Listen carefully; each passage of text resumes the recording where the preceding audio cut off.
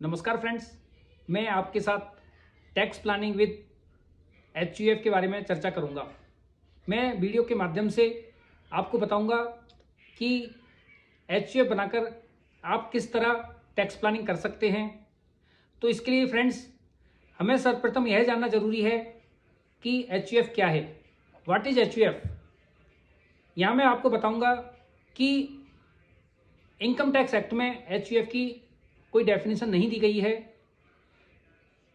तो सर, सरल शब्दों में HUF का मतलब एक ऐसी फैमिली से है जिसमें व्यक्ति विशेष, जिसे कर्ता या फिर मुखिया कहा जाता है, और उसमें उस व्यक्ति विशेष की वाइफ, अनमैरिड डॉटर, सन, सन्स वाइफ एवं उनके बच्चे शामिल होते हैं।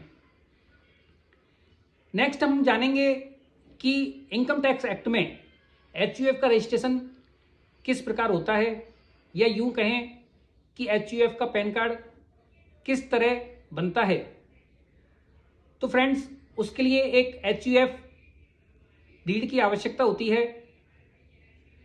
यदि ब्लैंक फॉर्मेट की आपको आवश्यकता है तो आप मेरे कमेंट बॉक्स में अपना मेल आईडी लिखकर भेज दीजिए।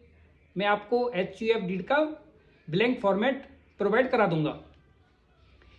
डीड के साथ कर्ता का पैन कार्ड एवं कर्ता का आधार कार्ड हमें एनक्लोज करना होता है, और इनकम टैक्स के अंतर्गत पैन फॉर्म 49A को भरकर इन तीनों चीज़ों को एनक्लोज करके अप्लाई करना होता है। अब हम चर्चा करते हैं कि HUF में क्या क्या टैक्स बेनिफिट्स होते हैं। तो फ्रेंड्स, HUF को भी इनकम टैक्स एक्ट में एक इंडिविजुअल करदाता के समान बेसिक एग्जम्पशन लिमिट का फायदा प्राप्त होता है। इसके बाद बेसिक एग्जम्पशन लिमिट के ऊपर भी इंडिविजुअल की तरह स्लैब रेट पर टैक्सेशन होता है। जैसे 2.5 लाख रुपए से 5 लाख रुपए तक 5%, 5 लाख रुपए से 10 लाख तक 20%, और 10 लाख से ऊपर 30% रेट चार्ज होती है। इसके साथ ही HUF को भी 80C और 80D के बेनिफिट्स भी प्राप्त होते हैं।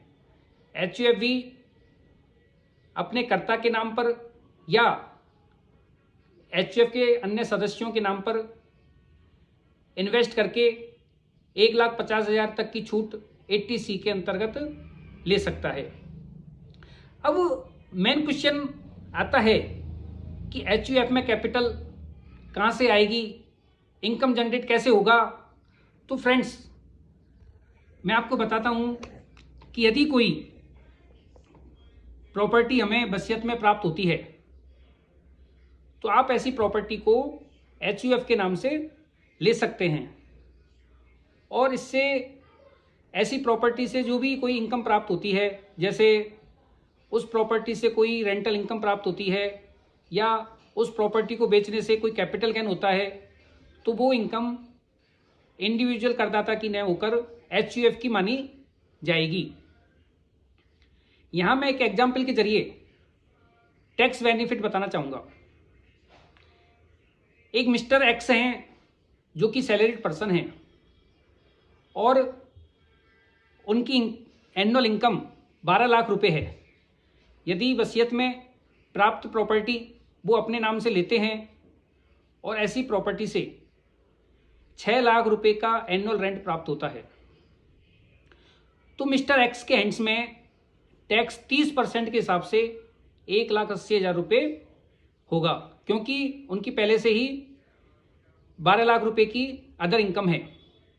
अब यदि इसी सेम प्रॉपर्टी को हम HUF के नाम से लेते हैं तो उन्हें 2.5 लाख रुपए तक की इनकम पर कोई टैक्स नहीं देना पड़ेगा, और 2.5 लाख से 5 लाख तक की इनकम पर 5% के रेट से 12,500 रुपये का टैक्स देना होगा, और 5 लाख से ऊपर 6 लाख रुपए तक 1 लाख रुपए के पोर्शन पे 20% की रेट से 20,000 रुपये का टैक्स देना होगा। टोटल टैक्स 20,000 प्लस 12,500 रुपये 32,500 रुपये का होता है। और पहले केस में 1,80,000 रुपये का टैक्स आ रहा था और HUF के एंड में 32,500 का ही रह गया। इस तरह 1,47,500 रुपये तक का टैक्स बेनिफिट आप HUF में प्राप्त कर सकते हो। HUF में आप गिफ्ट भी प्राप्त कर सकते हो। अब यदि कोई HUF ऐसा है जिसमें कोई इनकम सोर्स नहीं है तो आप उसमें 4 लाख रुपए तक का गिफ्ट प्राप्त कर सकते हो और 4 लाख रुपए में से 1.5 लाख रुपए आप 80C में इन्वेस्ट करके आप पूरे 4 लाख रुपए को टैक्स फ्री बना सकते हो। और धीरे धीरे करके आप उस पैसे को फर्दर इन्वेस्ट करो और धीरे धीरे करके आप इसे एक अच्छा कॉर्पस तैयार कर सकते हो।